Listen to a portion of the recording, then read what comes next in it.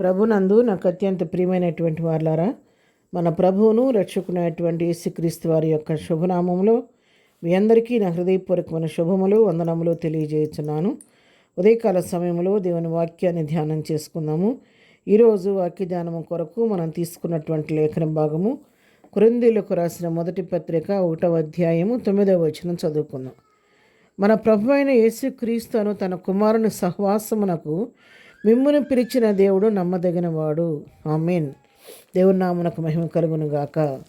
అవును ప్రియులారా, మన ప్రభు అయినటువంటి యేసుక్రీస్తు యొక్క సహవాసమునకు లేదా తండ్రి అయిన దేవుని యొక్క కుమారుని సహవాసమునకు మనం పిలిచిన దేవుడు నమ్మదగినవాడు.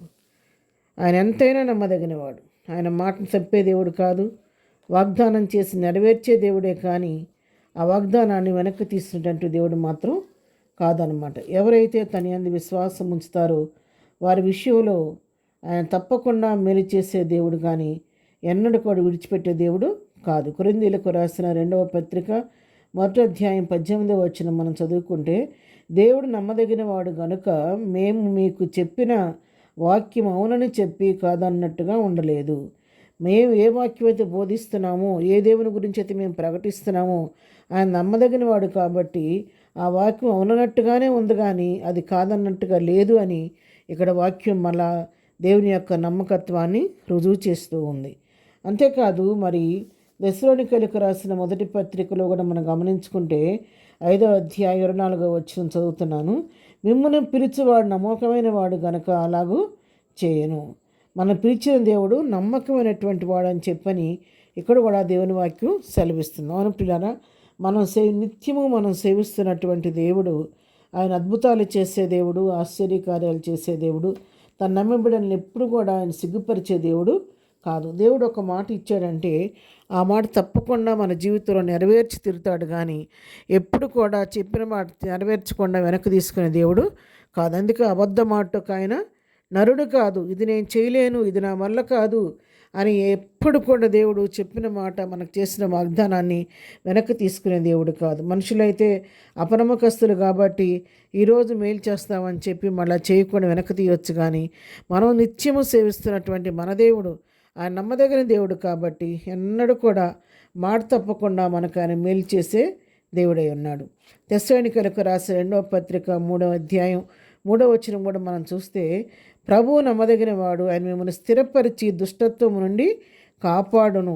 ప్రభు ఆయన నమ్మదగిన వాడు కాబట్టి ఆయన మనకి ఏం చేస్తాడంటే విశ్వాసముందు మనల్ని స్థిరపరిచి దుష్టత్వం నుండి అంటే దుష్టుడి నుండి, అపవాది నుండి మనల్ని ఆయన కాపాడే దేవుడై ఉన్నాడు.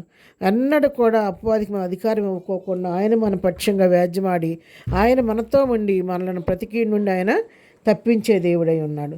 హెబ్రీయులకు రాసిన పత్రికలో కూడా 10వ అధ్యాయము 23వ వచనం మనం చదువుకుంటే, వాగ్దానము చేసిన వాడు నమ్మదగిన వాడు గనుక మన నిరీక్షణ విషయమై మనం ఒప్పుకున్నది నిశ్చలముగా పట్టుకొందము. దేవుని నామమునకు మహిమ కలుగును గాక. అవును, వాగ్దానం చేసిన దేవుడు ఆయన నమ్మదగిన వాడు కాబట్టి మన నిరీక్షణ విషయమే మనం చేయవలసింది ఏంటంటే, మన నిరీక్షణ విషయం మనం ఏదైతే ఒప్పుకున్నామో ప్రభు దగ్గర దాన్ని నిశ్చలంగా పట్టుకోవాలి. ఆయన నమ్మదగిన దేవుడై ఉండి ప్రతి విషయంలో మనకి మేలు చేస్తూ ఉన్నాడు. మరి ఆయనకు దుష్టత్వం నుండి మనల్ని కాపాడుతున్నాడు.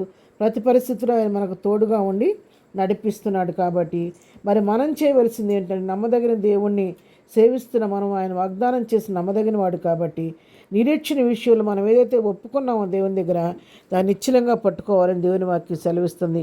అటు విధంగా నమ్మదగిన దేవుని హస్తాలకు మనల్ని అప్పగించుకొని ప్రభు కృపలో ముందుకు సాగిపోదాం. ప్రార్థన. ప్రేమగల తండ్రి, పరిశుద్ధైన మా ప్రియ ప్రభా, నీ పరిశుద్ధ పాదములకు వందనాలు. ఉదయకాల సమయంలో ప్రభా ఈ వాక్యదానాన్ని బట్టి నీకు వందనాలు. నువ్వు ఎంతైనా నమ్మదగిన దేవుడుగా మా జీవితాల్లో ఇంతవరకు మేలు చేస్తూ వచ్చినందుకు నీకు వందనాలు.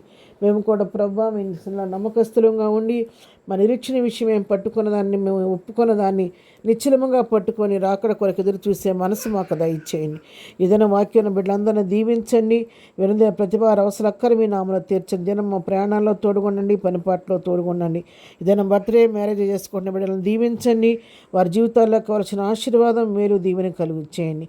ఎవరైనా బలహీనలుగా ఉంటే ముట్టి స్వస్థపరిచిన ఆయన, ఎవరికి ఏ సమస్యను పరిష్కరించమని, ప్రతి వారిని నీ కృపలో భద్రపరిచి దినదీవులతో నింపి నడిపించమని యేసునామములో ప్రార్థించి అడిగి పొందుకొని ఉన్నాము తండ్రి. ఆమెన్. ప్రభు కృప సదాకాలము మనందరికీ తోడయండి నడిపించునుగాక. ఆమెన్.